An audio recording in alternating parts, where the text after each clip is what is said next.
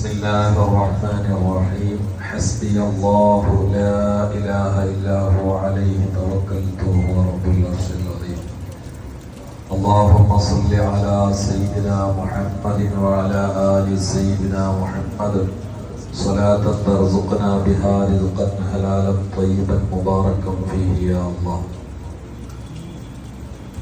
ബഹുമാനരായ സയ്യിദന്മാർ, പണ്ഡിതന്മാർ, സഹോദരന്മാർ, ഈ പൂർവാഹന സമയത്ത് സുപ്രധാനമായ സുഹൃതത്തിനാണ് നാം സാക്ഷികളാകുന്നത്. അല്ലാഹു സുബ്ഹാനഹു വ തആല ഇഹത്തിലും പരത്തിലും പ്രതാപം കിട്ടുന്ന ഒരു ചടങ്ങായി ഇത് അംഗീകരിക്കുകയും കാണിച്ചു തരികയും ചെയ്യുന്നു. സമാദരണീയനായ സയ്യിദ് റഷീദ് അലി ശിഹാബ് തങ്ങൾ കാർമികത്വത്തിന് വേണ്ടി വരികയാണ്. സമീപ സ്ഥലത്തെത്തിയിട്ടുണ്ട്. പൂക്കോയത്തങ്ങളെ പോലെയുള്ള മഹാന്മാരോട് ഇരിക്കുന്നുണ്ട്. അതിനിടയിൽ അവരെത്തുന്നതിന് മുമ്പ് സാന്ദർഭികമായ ചില വാക്കുകൾക്ക് ഇടപെടാൻ നിർബന്ധിതനായതുകൊണ്ട് നിങ്ങളുടെ ശ്രദ്ധയെ ക്ഷണിക്കുകയാണ്. നിക്കാഹ് എന്നൊക്കെ പറഞ്ഞാൽ ദുന്യവിയായ ക്ഷണികമായ നിസ്സാര ജീവിതത്തിലെ സമാധാനത്തിന്റെ വാതിൽ തുറക്കലാണ്. നിക്കാഹിന് മനുഷ്യനോളം പഴക്കമാണ്. ഇടയിൽ കയറി വന്ന ഒരു സമ്പ്രദായമല്ല. ആദ്യത്തെ മനുഷ്യനും നിക്കാഹിന്റെ വാതിൽ തുറന്നാണ്. ഇണ എന്ന് പറയുന്നത് സ്വർഗത്തിൽ പോലും സമാധാനത്തിന്റെ വിഭവമാണ്. കൊല്ലായ ആദമുസ്കുൻ അന്ത വസൗജുക എന്ന് പറഞ്ഞതിന് ശേഷമാണ് അൽ ജന്ന എന്ന് പറഞ്ഞത്. സ്വർഗത്തിലേക്ക് കയറുമ്പോൾ വരെ ഒരു ഇണയെ കൊണ്ടുപോയിക്കോ എന്നതിലേക്ക് കൃത്യമായ സൂചനയാണ് സൂറത്തുൽ ബഖറയിലെ ഈ ആയത്ത് നൽകുന്നത്. അവിടെ തന്നെയും ഉസ്കുൻ എന്നാ പറഞ്ഞത്, ഉദ്ഖുൽ എന്നല്ല, ഉസ്കുൻ. അതിൽ സമാധാനത്തോടെ കയറിക്കോളൂ എന്നൊരു സൂചനയുണ്ട്. കാരണം സുക്കൂനിൽ എന്ന് പറഞ്ഞു ആ സമാധാനം ഇണ കൊണ്ട് കിട്ടും. ഇപ്പൊ സൗജുക്ക നിങ്ങളുടെ ഭാര്യയും. അതുകൊണ്ടാണ് ഇത് തസ്കുനു ഇലൈഹ എന്ന് പറയുന്നത്. ഇതൊക്കെ സുക്കൂന. പരീക്ഷണത്തിന്റെ പോർക്കളമായ ഈ ഐഹിക ജീവിതത്തിൽ സുരക്ഷിതത്വത്തിന്റെ കടിഞ്ഞാണാണ് നിക്കാഹ്. അതുകൊണ്ടാണ് അന്നിക്കാഹു മിൻ സുന്നത്തി, അല്ലെങ്കിൽ മിൻ സുന്നത്തി മിൻ സുന്നത്തി അന്നിക്കാഹ് എന്നൊക്കെ ഹദീസിൽ കാണാൻ കാരണം എന്റെ സുന്നത്തിൽപ്പെട്ടതാണ്. ഇത് കേവലമായ ഐച്ഛികമായ മാംസബന്ധിത ഇക്കിളിയല്ല. ഇത് റൂഹുമായി ബന്ധപ്പെട്ട ഒരു സുഹൃതമാണ്.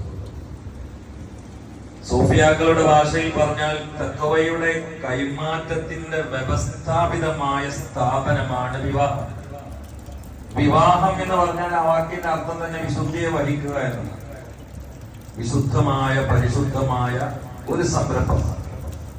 അതിൽ ഏറ്റവും കൂടുതൽ പരിഗണിക്കപ്പെടേണ്ടത് ദീന. അൽഹംദുലില്ലാഹ്, ഈ വിവാഹം അതിന്റെ നേർചിത്രമാണ്. നാം അതിന്റെ സാക്ഷികളാണ്. ഇരു കൂട്ടരും പരിഗണിച്ചത് ദീന മാത്രമാണ്. റിയാസ് നമ്മുടെ എല്ലാ അർത്ഥത്തിലും ഇടപഴകുന്ന വളരെ പ്രിയപ്പെട്ട സ്നേഹനിധിയായ ഒരു കൂട്ടാളിയാണ്. ദർസിനോടും ഇൽമിനോടും പ്രബോധനത്തിനോടും പള്ളിയോടും ഒക്കെ കാർക്കശ്യമായി സേവന രംഗത്ത് സജീവമായി മുന്നേറുന്ന ഒരു ചെറുപ്പക്കാരൻ. അപ്പുറത്തും അങ്ങനെ. അപ്പൊ അതുകൊണ്ട് പള്ളിയിൽ വെച്ചുകൊണ്ടാണ് നിക്കാഹ്. ഈ ഭൂമിയിൽ നിക്കാഹിന് ഏറ്റവും പവിത്രമായ ഇടം പള്ളിയാണ്.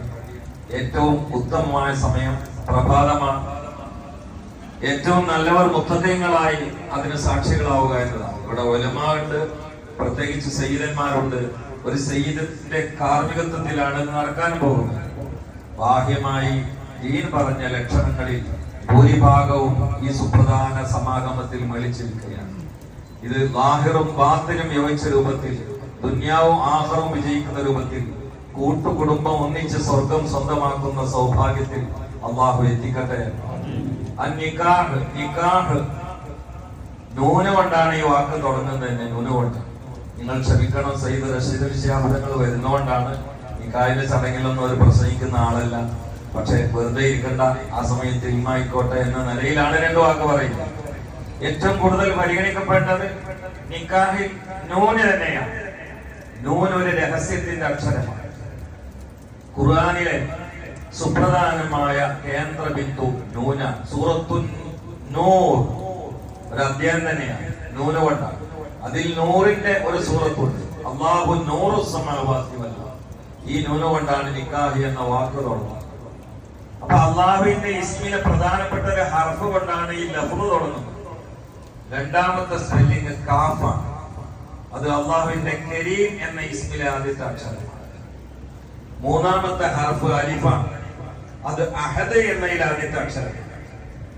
ലാസ്റ്റ് അക്ഷരമാകട്ടെ ഹ ആണ്.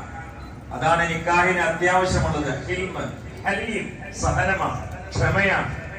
കൊടുക്കുന്നിടത്തും വാങ്ങുന്നിടത്തും വിശാല മനസ്കത, സഹിക്കാനുള്ള ശേഷി, ക്ഷേമുഷി, അതാണ്. അപ്പൊ നിക്കാഹ് എന്താണ് എന്ന് ഈ പ്രയോഗം, ഈ വേർഡിലെ സ്പെല്ലിംഗ് പറയുന്നുണ്ട്. ഓരോ സ്പെല്ലിംഗും എന്താണ് നിക്കാഹ് എന്ന് ഉച്ചസ്ഥലം വിളിച്ചു പറയുന്നത്. അതുകൊണ്ടാണ് തുങ്കവുൽ തുലിയാറുമ്പഴി ലിമാലിഹ വലി ജമാലിഹ വലി ഹസബിഹ വലി ദീനിഹ എന്നൊക്കെ പറഞ്ഞിട്ട് ഫതസവ്വജ് ബിദാത്തി ദീൻ എന്നല്ല പറഞ്ഞത്, ഫദ്ഫർ ബിദാത്തി ദീൻ.